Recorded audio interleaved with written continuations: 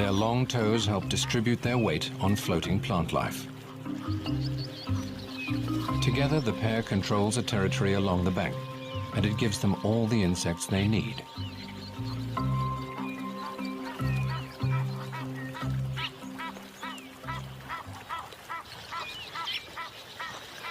A pair of Egyptian geese forages on aquatic plants growing in a stream. They get stuck in, reaching down for the tastiest morsels. A hammerkop takes a more measured approach.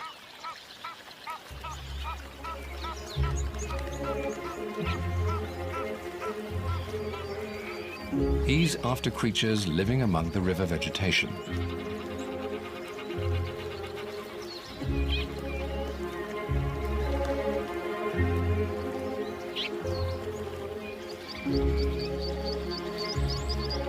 He prefers a breakfast of tadpoles, but he snaps up aquatic invertebrates too.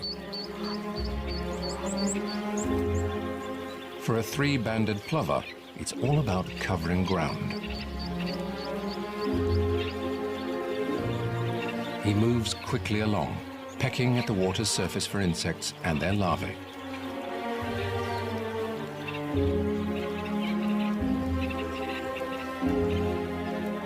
It'll take a lot of this tiny prey to fill his belly.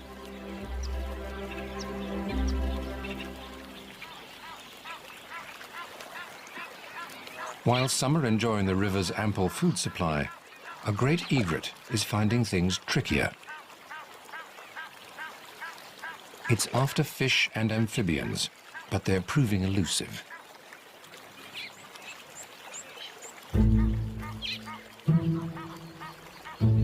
Perhaps another spot will be more productive.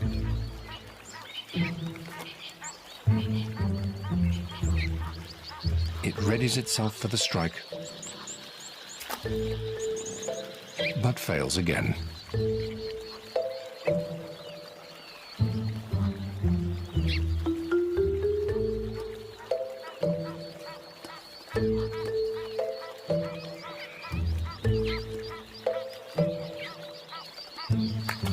With one last effort, he comes up with a morsel.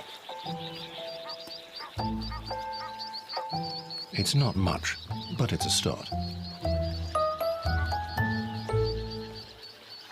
While most of the birds feed on small life, there are others here looking for bigger prey. The banks are lined with the scaly bodies of Nile crocodiles sunning themselves. Since the Limpopo River to the north dried up, many of the resident crocs have moved into the Luvuvu. Here, the water still flows deep enough to sustain them. They're best known for ambushing prey from beneath the surface. But crocodiles will feed on fish too. They use their powerful tails to pursue their prey underwater.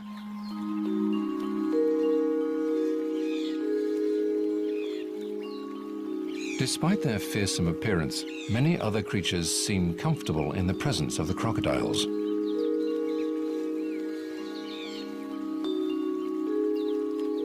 A flutter of butterflies cuts a sharp contrast with the rugged reptiles.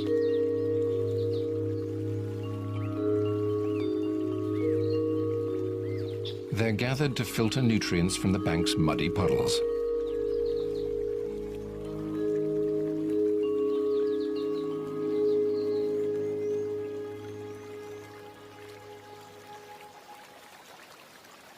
The winged gathering attracts a crowd of its own.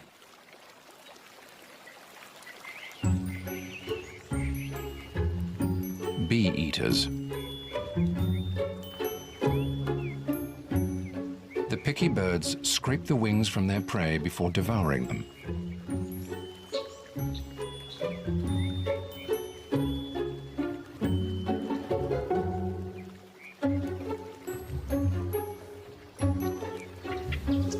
The bee-eater family will join forces with neighboring families to defend their foraging territory against other bee-eaters.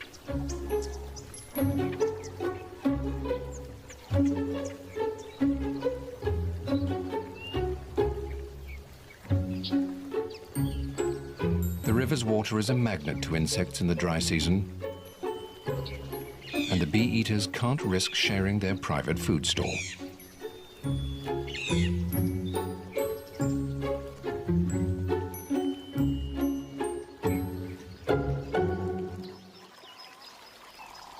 For many animals, Pafuri has lots to offer beyond the Luvuvu.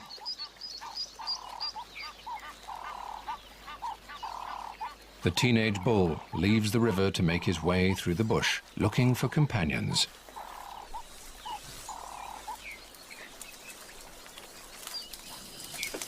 But he doesn't get far before his stomach distracts him.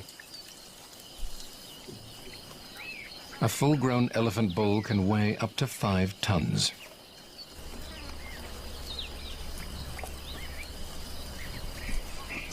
His dinner plate-sized feet are specially evolved to support this massive weight, with thick cushions of fatty and fibrous tissue to absorb the pressure.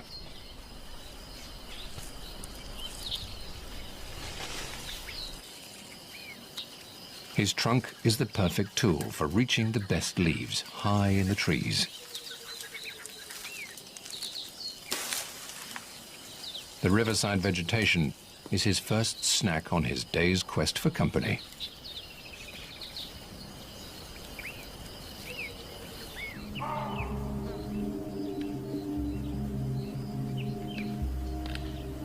Pafuri has other food reserves in plenty for an elephant, including one type of tree in particular that the park is famous for.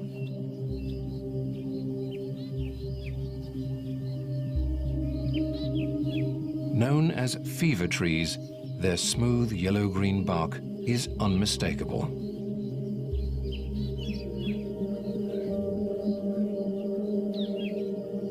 Early settlers found that people traveling or living near these trees contracted terrible fevers. They blamed the trees themselves for the illness, but the blame was misplaced.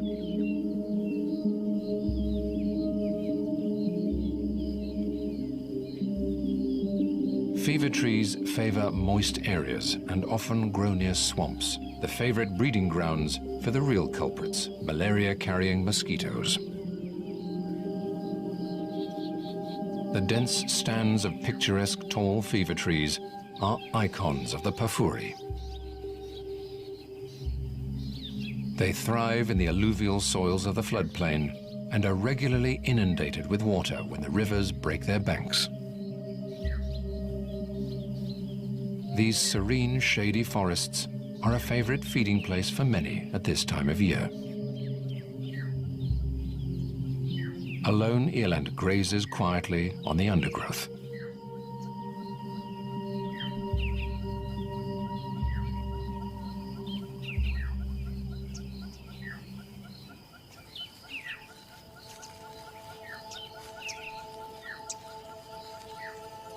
Not far away, a massive elephant bull disturbs the peace.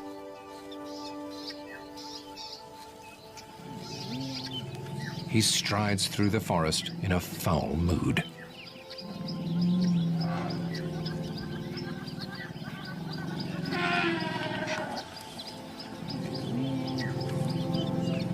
And it soon becomes clear why. He has a handicap to his most powerful tool.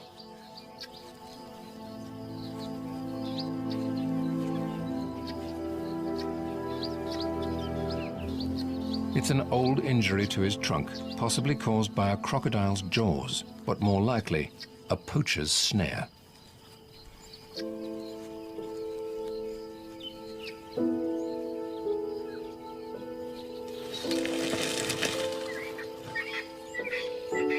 He can't fully extend it vertically to reach leaves.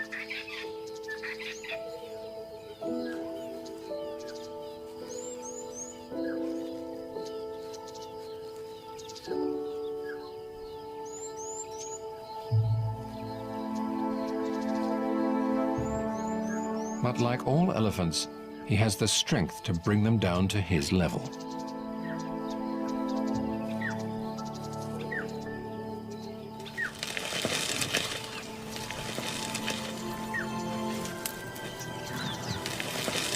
Once he chooses a tree, his incredible power takes care of the rest.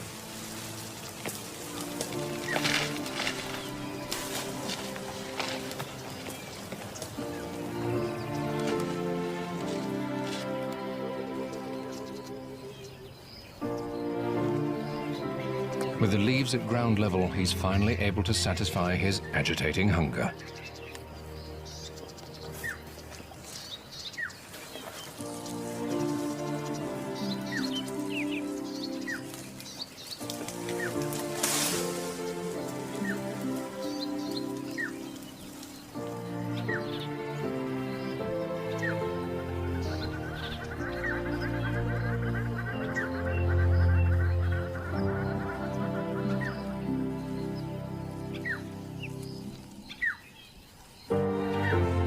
Having eaten his fill, he moves slowly off through the forest.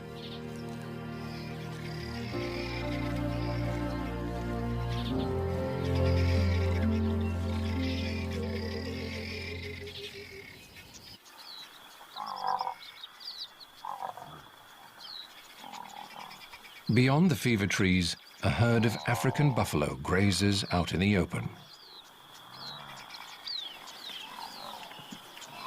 The grasses grow tall on the floodplain, but they're dry and tough at this time of year. This doesn't faze the buffaloes. They prioritize quantity over quality and can subsist on coarser fodder than most grazers.